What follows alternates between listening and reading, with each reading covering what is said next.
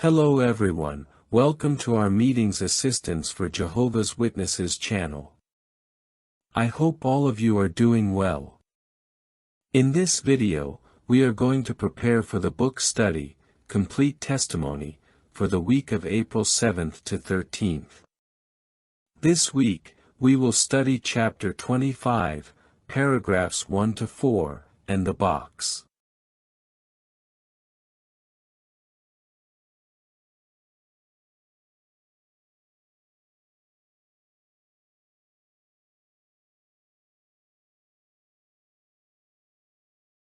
Question 1 and 2, Part A. What situation was Paul in? Paul was under strict surveillance in Caesarea. He had been arrested due to the death threats he faced from the Jews, who had tried to kill him several times. Despite these failed attempts, the situation remained dangerous for him, and he was in prison awaiting a judicial resolution. Additional comments. Paul's appeal to Caesar shows how he used the legal resources available to protect his life and fulfill his mission. Although he trusted in divine direction, he also took a practical measure to avoid falling into the hands of his enemies. This act was not only self-defense but also an example of how human wisdom can be used under God's direction. Paul's decision to appeal to Caesar can be seen as another step in fulfilling the divine purpose of bringing the gospel to Rome. By appealing, Paul ensured that his mission would continue, as he knew that reaching the capital of the empire would allow for the expansion of Christianity into new areas. This appeal highlights how difficult circumstances can be used by God to achieve his broader purposes. Question 1 and 2, Part B. What can we ask ourselves about his appeal to Caesar? We can ask ourselves whether it was an appropriate decision for Paul to appeal to Caesar. This may have been a strategy to ensure that his case was treated fairly, given that the Roman judicial system provided broader protection against local conspiracies in Judea. We may also wonder whether this appeal reflects his confidence that his divine mission would be fulfilled even in adverse circumstances. Additional comments. Paul's decision to appeal to Caesar was approved by Jehovah because it allowed him to continue his evangelizing work. Through this appeal, Jehovah guided Paul to Rome, where he would later have the opportunity to preach before the emperor. This shows that God not only supports the use of spiritual means but also the use of legal means when necessary to fulfill his will. By appealing to Caesar, Paul leaves us an example of how we should act in times of persecution. Although our main mission is to preach the kingdom, it is also important to make the necessary decisions to protect our lives and ensure that we can continue being witnesses. This is relevant today, when we face difficulties or persecution for our faith, showing that the balance between faith and the use of legal resources can be key to continuing our work. Question 3 and 4, Part A. Why did the Jews want Paul to go to Jerusalem, and how was he saved? The Jews wanted Paul to go to Jerusalem to be judged, but in reality, their intention was to kill him on the way.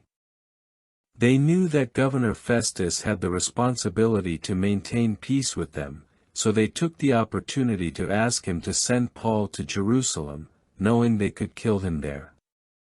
However, Festus rejected their request and instead offered for the accusers to travel to Caesarea to present the evidence. In this way, Paul was saved from the conspiracy, as the situation prevented him from being transferred to Jerusalem. Additional comments. The Jews were using a clever strategy, disguising their desire to murder under the guise of a legal trial. However, by refusing to fulfill their request, Festus shows how God intervenes to protect his servants. This situation highlights that, even though the enemies of the faith may be very crafty, Jehovah always has control over the circumstances. Festus acted justly, rejecting the Jews' attempt to harm Paul, which shows that Jehovah can even use non-believers to fulfill his purpose. Through the action of a Roman governor, Paul's life was saved, and the way was open for him to continue his mission. Question 3 and 4, Part B.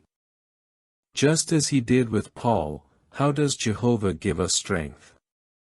Jehovah gives us strength in a similar way to how he did with Paul. In the midst of difficulties, he doesn't promise a life free from trials, but he does provide the wisdom and support necessary to endure them. Just as Jesus encouraged Paul with a message of courage, Jehovah strengthens us through his Holy Spirit and through the Scriptures, guiding us and giving us power beyond what is normal, which allows us to persevere in our faith and fulfill our mission despite adversities. Additional comments. Just like Paul, Jehovah gives us strength in our own trials. His intervention does not mean the elimination of problems but rather enables us to face them with courage and wisdom. The strength he provides is not just physical but also emotional and spiritual, helping us maintain hope and inner peace. The reference to power beyond what is normal shows how God's strength in us doesn't depend on our own abilities, but on the supernatural power he gives us to overcome our difficulties. This not only allows us to endure trials but also gives us the encouragement to keep going in our witness of the kingdom, just as Paul did in his times of tribulation. Comments on the box. Porcius Festus, Roman Procurator of Judea. Festus is considered a more prudent and capable governor than his predecessor, Felix. He dedicated himself to improving security in Judea, where there were many thieves and bandits. According to Flavius Josephus, Festus captured many of these criminals and punished them, suggesting that he was serious about maintaining order. This shows that he was someone trying to solve the region's problems with firmness. Although Festus was firm with criminals, he also tried to maintain good relations with the Jews. For example, when the Jews asked him for permission to present a case before Emperor Nero, despite initially ordering the destruction of a wall they had built, he eventually conceded to their request. This shows that, despite being a serious ruler, he was willing to make political decisions to avoid conflict with the region's religious leaders. In Paul's case, Festus showed a somewhat ambiguous attitude. Although he acted as a governor who wanted to do justice, he also gave in to Jewish pressure in some situations, revealing that he was willing to commit certain injustices if it helped him maintain peace and avoid problems with the Jewish leaders. This highlights the complexity of his character as a governor.